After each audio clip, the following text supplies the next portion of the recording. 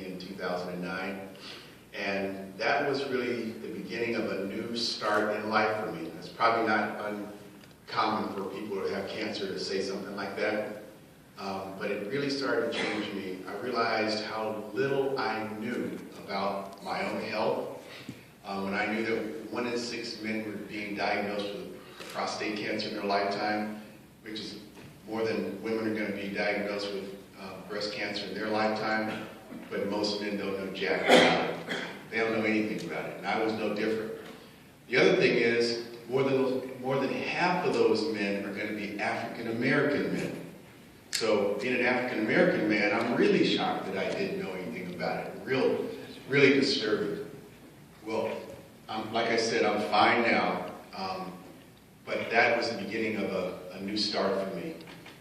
Since that time, I've had the good fortune of meeting guys like David Gergen, and I was at a seminar up in San Jose, California, where I finally started to really understand the importance of getting a good night's sleep. I can't tell you how life-changing that seminar was for me. Last year, there were probably 20 days where I didn't sleep at all. And I said, I think sleep's overrated at that time. I didn't know the importance of a good night's sleep. I didn't know also that you should. I didn't know that. And I don't believe most people know that kind of information. And as I got started hearing about sleep apnea, I'm thinking guys like Mark, big guys, guys that have big necks, of course, they're candidates.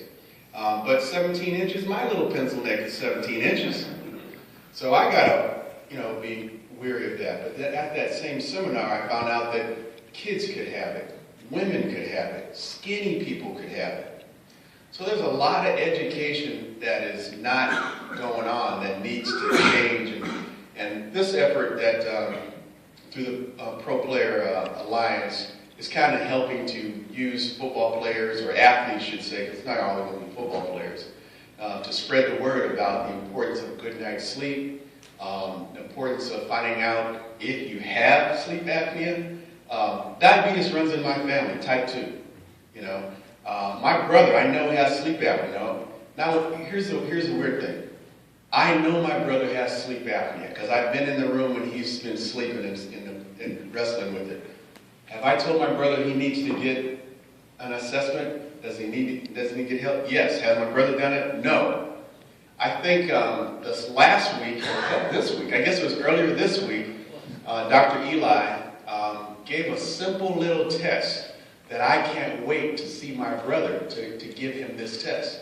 And this test, you exhale all your air out and then hold your breath for as long as you can. Now he said, on average, you should be able to do that for 30 seconds. On average.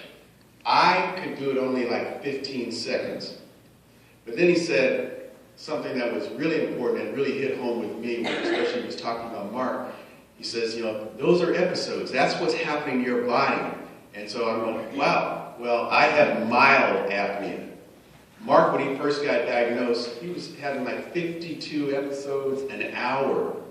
And then when you're sitting there, what does that mean? But when you do this exhalation with your breath, and you realize how hard it is to catch your breath and what that feels like, and you imagine doing that 52 times, that's like, unbelievable. So I've been on this trek now to try and make a difference. In this trek, I met this lady down in San Diego. And I thought it was very kind of interesting. He's talking about lights, infrared lights, and different things like that, and the benefits of lights. If I had not ever had prostate cancer, I don't think any of this stuff would have hit my radar.